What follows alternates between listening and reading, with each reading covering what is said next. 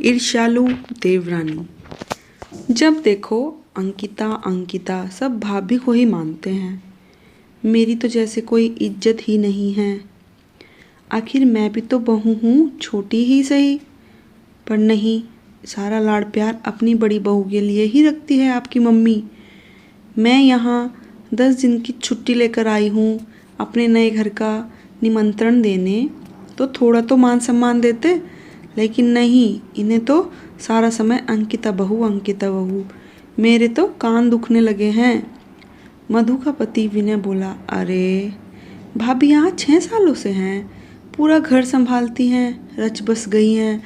उन्होंने हम लोगों के लिए बहुत कुछ किया है और उनकी पाक कला ने तो सबका ही दिल जीत लिया है। तब मधु तुनक्कर बोली, पतिदेव अगर घर का खाना बनाना ही जीवन का आधार है ना, तो हम तो पागल ही हैं जो MBA की डिग्री लेकर लाखों के पैकेज कमा रहे हैं। इस पर विनय बोला, तुम्हारी इसी ईर्ष्यालु स्वभाव के कारण 2 साल में भी तुम अपनी जगह नहीं बना पाई हो। मैं क्यों ईर्ष्या करने लगी साइंस में टॉप करने वाली और होम साइंस की स्टूडेंट में? क्या ईर्ष्या? वैसे भी मैं उन्हें बताऊंगी कि पुणे में मेरी कितनी इज्जत। विनय बोला, यहाँ बात व्यवहार की है तो मैंने कौन सा कोड़े बरसाए हैं। जब भी आती हूँ सबके लिए भर भर के गिफ्ट लेकर आती हूँ। विनय कोई बहस नहीं चाहता था, वह चुप हो गया। मधु अपनी बड़ी भाभी अंकिता से बहुत ईर्ष्या रखती थी, हमेशा उन्हें नीचा दिखाने में लगी रहती। पुणे से जब भी आती कपड़े गहने का घमंड बताती, पर अंकिता एक साधारण सिंपल और नेक दिल लड़की थी।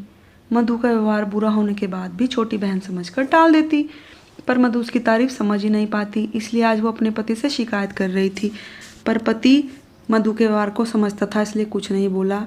अभी इन दोनों ने पुणे में नया घर खरीदा है, उसी के गृह परिवेश में शामिल होने का न्योता अपने घर वालों को देने भोपाल आए हैं।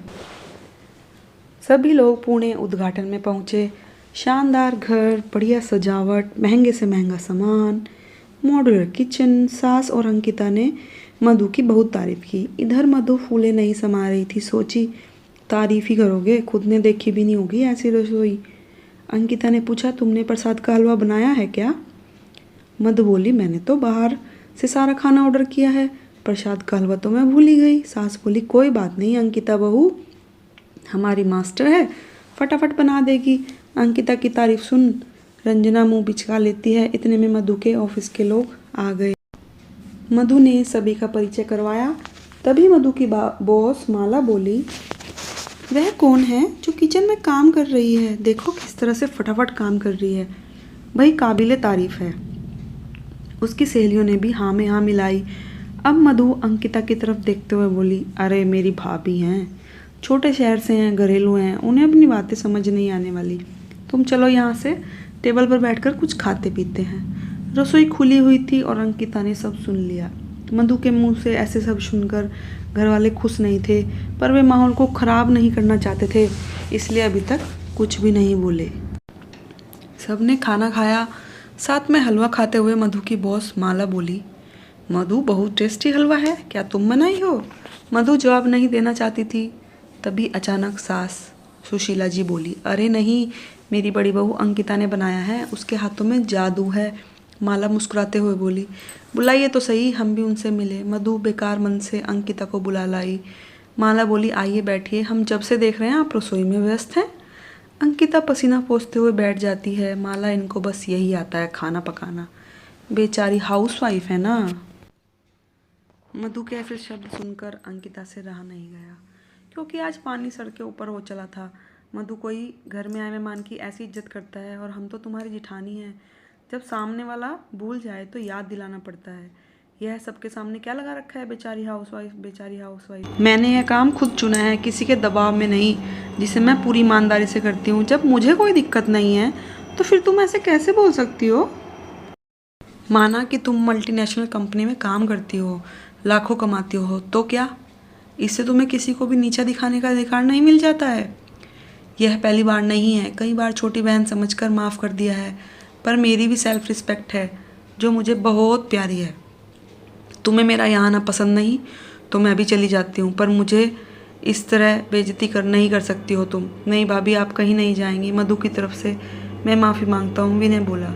तभी अंकिता की बात का समर्थन करते हुए माला खड़ी हुई और बोली, सही कहा आपने। जिस तरह मैं कंपनी में टीम की लीडर हूँ और 6-7 लोगों को संभालती हूँ, वैसे ही आप अपने घर की लीडर हैं, जो घर के हर सदस्य को संभालती हैं, सारा मैनेजमेंट भी देखती हैं और किसी को भी आपको और आपके काम को कम समझने का हक बिल्कुल भी नहीं है। मधु, मुझे लगता है तुम्हें माफ़ी मांगनी चाहिए। मधु ने सोचा नहीं था कि पासा इस तरह उल्टा पड़ जाएगा। उसे लगा भाभी हमेशा की तरह कुछ नहीं बोलेंगी और वह ऑफिस वालों के सामने उनकी बेइज्जती कर तसल्ली कर लेंगी। लेकिन अब माफ़ी मांगने के अलावा कोई चारा नहीं था। मधु शर्मिंदा होकर सबके सामने माफ़ी मांग लेती है। पता नहीं उसने मन से मांगी या नहीं माफ़ी, पर आप ही सोचिए, जब तक आप खुद की इज्जत नहीं करेंगे तो हमारी वैल्यू समझेगा कौन। इसलिए गर्व से कहिए कि मैं हाउसवाइफ हूँ। यही है एक हाउसवाइफ की कहानी।